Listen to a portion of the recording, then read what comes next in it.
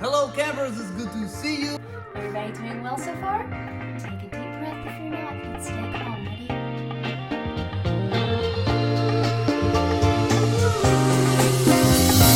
That's it. Can't call a cookie. Wink, wink. Okay, well, there you have it. Social distancing. Talk to you tomorrow. Hi campers, I'm going to read you the Lord's Prayer. You can find it in Matthew 6 verses 9 through 13, and it goes like this. This then is how you should pray. Our Father in heaven, hallowed be your name. Your kingdom come, your will be done, on earth as it is in heaven. Give us today our daily bread, and forgive us our debts, as we also have forgiven our debtors. And lead us not into temptation, but deliver us from the evil one. Hey guys, good morning. Standing out here by Lake Papa Crow, and I wanted to talk to you this morning about prayer. You know, a few lessons back we talked about how if you feel anxious or worried or stressed about anything, that you should talk to God about it. And in fact, if you remember, I talked that you should bring it up with your parents if you could and talk to them and pray together. And yesterday we talked about faith and how faith meant trusting in God. We may get to that more later in the week, but this morning I want to talk about what it looks like to pray. So if you have faith in God, if you trust God, then you should take your concerns and worries, but also your thankfulness and your praise to Him. We should talk to God every day. And in the New Testament, Matthew chapter 6, when Jesus is talking, he says, this is how you should pray. Well, if Jesus tells us how to pray, we should certainly pay attention to it. So I want to break down the Lord's Prayer. Some of you may have heard that before, and what that means. He says, Our Father who is in heaven. Imagine that you're walking, and you can see off in the distance somebody standing there, and you're unsure who it is, and it begins to make you kind of nervous because you don't know who it is or what they're going to do. And as you get a little bit closer, you think, maybe I recognize that person. And so you ease a little bit forward, and then you get close enough and you can see that it's your dad. Woo, man, it's my dad. I know that person, right? Now I understand, sadly, some of you don't have a great relationship with your dad. But we can all understand that the design by God is that our relationship with our dad be wonderful, right? We can all understand that we wish, even if we don't have a great relationship with our dad, we wish that it were great. And the idea here is, I think, right out of the gate when Jesus says, Father, who is in heaven, we recognize that it's somebody we can approach. God is somebody we can approach. We can come right up to Him. We could get in His lap, as it were, and tell Him everything that's on our hearts. Now, I'm an adult. It would be weird if I got in my dad's lap, right? I don't think he could hold me. I'm too big for that now. But I can still approach Him and talk to Him. And that's the way it is with our God. So he starts out the prayer with, Father, who is in heaven. And the next phrase, most translations still keep it the way it was translated throughout the King James times. Hallowed be thy name. Now, you may have no clue what that means, but hallowed, it's another word for holy. Newer translations sometimes, like the New Living, will say, let your name be kept holy. Yes, God is approachable, and we can come right up to Him, but let's remember who we're talking to.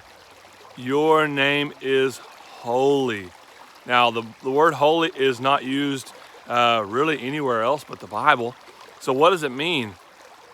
The word holy, I kind of like to describe it as, maybe you have this in your house. When I was growing up, my mom had separate dishes. Dishes we used every day, and then dishes that we just looked at, right?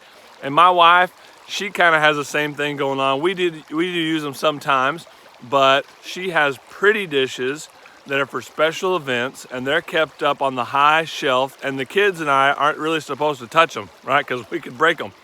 But then we have everyday dishes. So the everyday dishes are common.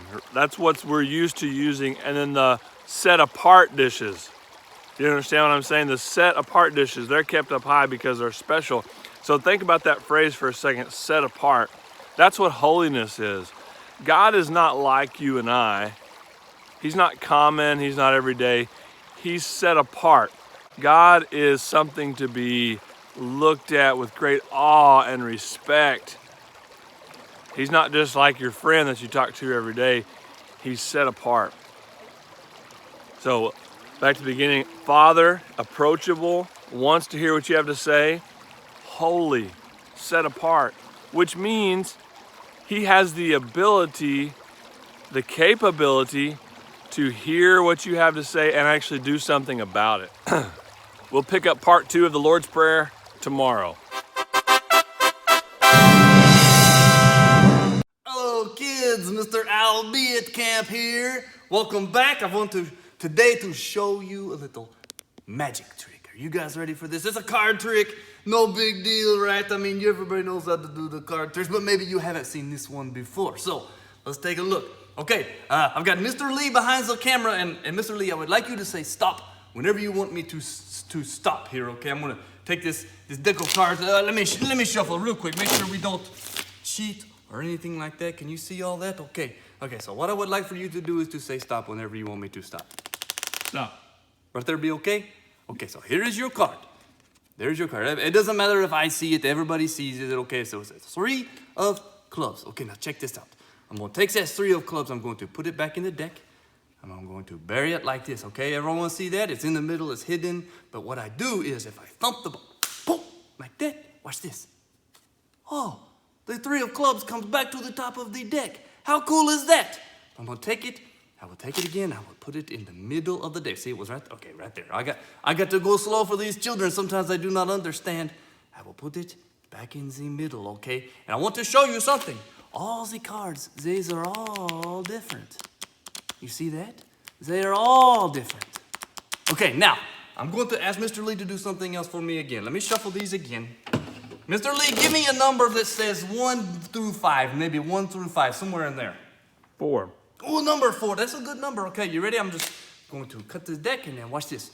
Oh, 1, 2, 3, and number 4 is, oh, that's not your card because it's right here. Oh, is that amazing or what? See, it was not number 3. It is not number 5. It is number 4. Oh, that is amazing. I'm going to put it back in the middle.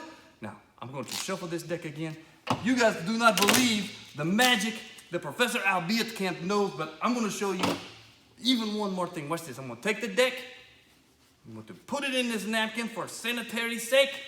Now, Mr. Lee, can you reach over here with your other hand? And I would like for you to grab this knife. Very good. It's not very sharp knife, so you do not have to be careful.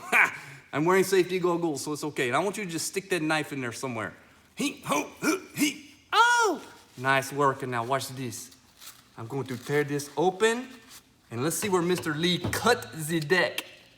Oh, that's this 3 of clubs. Can you believe it? It was so good. You cut the deck perfectly, Mr. Lee. Okay, one last thing. Okay, I'm going to take your card, which was, right, the 3 of clubs. We had it on top still. Okay, so we take that to your card. I'm going to put it on the bottom of the deck. Now watch what happens. Now all of the cards turn into the 3 of clubs. Is that amazing or what?